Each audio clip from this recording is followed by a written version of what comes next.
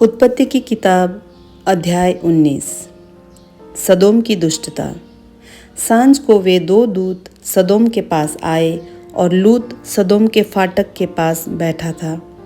उनको देखकर वह उनसे भेंट करने के लिए उठा और मुंह के बल झुककर दंडवत कर कहा, हे मेरे प्रभुओं, अपने दास के घर में पधारिए और रात भर विश्राम कीजिए और अपने पांव धोइए, फिर भोर को उठकर अपने मार्ग पर जाइए।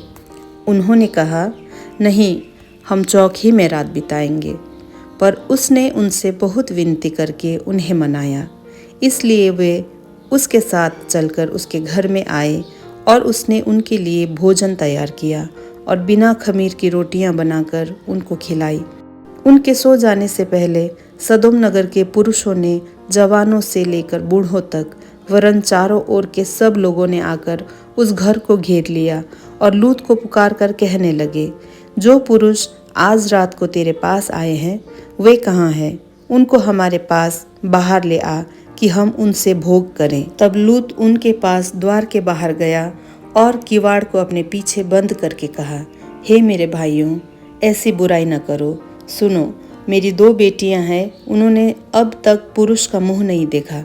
इच्छा हो तो मैं उन्हें तुम्हारे पास बाहर ले आऊं और तुमको जैसा अच्छा लगे वैसा व्यवहार उनसे करो, पर इन पुरुषों से कुछ न करो, क्योंकि ये मेरी छत तले आए हैं। उन्होंने कहा, हट जा। फिर वे कहने लगे, तू एक परदेशी होकर यहाँ रहने के लिए आया, पर अब न्यायी भी बन बैठा है। इसलिए अब हम उनसे भी अधिक तेरे साथ बुराई करेंगे। और वे पुरुष लूत को बहुत दबाने लगे और किवाड़ तोड़ने के लिए निकट आए। तब उन अतिथियों ने हाथ बढ़ाकर लूत को अपने पास घर में खींच लिया और किवाड़ को बंद कर दिया। और उन्होंने क्या छोटे क्या बड़े सब पुरुषों को जो घर के द्वार पर थे अंधा कर दिया। अतः वे द्वार को टटोलते टटोलते थक गए। फिर उन अतिथियों ने लूत से पूछा, यहाँ तेरा और कौन कौन है? दामाद, बेटे, बेटियां और नगर में तेरा जो कोई हो, उन सबों को लेकर इस स्थान से निकल जा, क्योंकि हम यह स्थान नष्ट करने पर है, इसलिए कि इसकी चिल्लाहट यहोवा के सम्मुख बढ़ गई है और यहोवा ने हमें इसका सत्यानाश करने के लिए भेजा है। तब लूत ने निकलकर अपने दामादों को, जिनके साथ उसकी बेटियों की सगाई हो गई थी, समझा के कहा, उठो, इस स्थान से निकल चलो, क्योंकि यहोवा इस नगर को नष्ट करने पर है। पर वो अपने दामादों की दृष्टि में ठट्ठा करने वाला जान पड़ा। जब पौ फटने लगी तब दूतों ने लूत से जल्दी करने को कहा और बोले, उठ, अपनी पत्नी और दोनों बेटियों को जो यहाँ है ले जा, नहीं तो तू भी इस नगर के अधर्म में भस्म हो जाएगा। पर वह विलंब करता रहा। इस पर उन पुरुषों ने उसका और उसकी पत्नी और दोनों बेटियों के हाथ पकड़े, क्योंकि यहोवा की दया उस पर थी, और उनको निकालकर नगर के बाहर निकाल दिया। और ऐसा हुआ कि जब उन्होंने उनको बाहर निकाला तब कहा, अपना प्राण लेकर भाग जा, पीछे की ओर न ताकना और तराई भर में न ठहरना। उस पहाड़ पर भाग जाना, नहीं तो तू भी भस्म हो जाएगा। लूत ने उनसे कहा, हे प्रभु, ऐसा न कर। देख, तेरे दास पर तेरी अनुग्रह की दृष्टि हुई है और तूने इसमें बड़ी कृपा दिखाई कि मेरे प्राण को बचाया है। पर मैं पहाड़ पर भाग नहीं सकता, कहीं ऐसा न हो कि कोई विपत्ति मुझ पर आ पड़े और मैं मर जाऊं।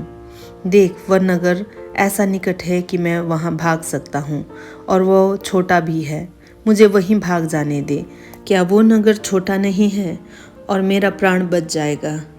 उसने उससे कहा, देख, मैंने इस विषय में भी तेरी विनती स्वीकार की है कि जिस नगर की चर्चा तूने की है उसको मैं नष्ट न करूँगा।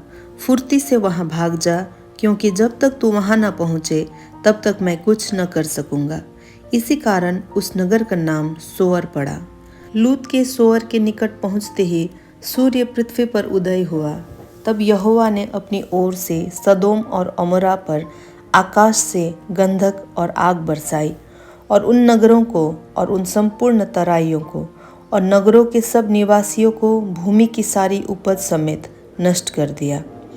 लूत की पत्नी ने, जो उसके पीछे थी, दृष्टि फेर के पीछे की ओर देखा और वह नमक का खंबा बन गई। भोर को अब्राहम उठकर उस स्थान को गया जहाँ वह यहोवा के सम्मुख खड़ा था, और सदोम और अमोरा और उस तराई के सारे देश की ओर आंख उठाकर क्या देखा कि उस देश में से धधकती हुई भट्टी का सा धुआं उठ रहा है। और ऐसा हुआ कि जब परमेश्वर ने उस तराई के नगरों को, जिनमें लूत रहता था, उलट पुलट कर नष्ट किया, तब उसने अब्राहम को याद करके लूत को उस घटना से बचा लिया। फिर लूत ने सोअर को छोड़ दिया और पहाड़ पर अपनी दोनों बेटियों समेत रहने लगा, क्योंकि वो सोअर में रहने से डरता था। इसलिए वह और उसकी दोनों बेटियां वहां एक गुफा में रहने लगे।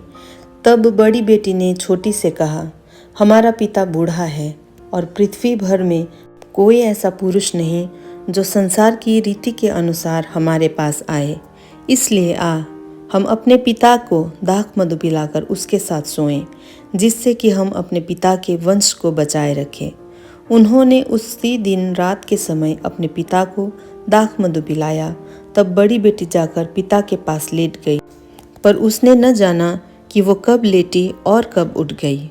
और ऐसा हुआ कि दूसरे दिन बड़ी ने छोटी से कहा, देख, कल रात को मैं अपने पिता के साथ सोई, इसलिए आज भी रात को हम उसको दाख मधु पिलाएं। तब तू जाकर उसके साथ सोना, कि हम अपने पिता के द्वारा वंश उत्पन्न करें। अतः उन्होंने उस दिन भी रात के समय अपने पिता को दाख मधु पिलाया, और छोटी बेटी जाकर उसके पास लेट गई, पर उसको उसके भी सोने और उठने का समय का ज्ञान न था। इस प्रकार से लूत की दोनों बेटियां अपने पिता से गर्भवती हुई। बड़ी एक पुत्र जनी और उसका नाम मोआब रखा। वो मोआब नामक जाति का, जो आज तक है, मूल पिता हुआ।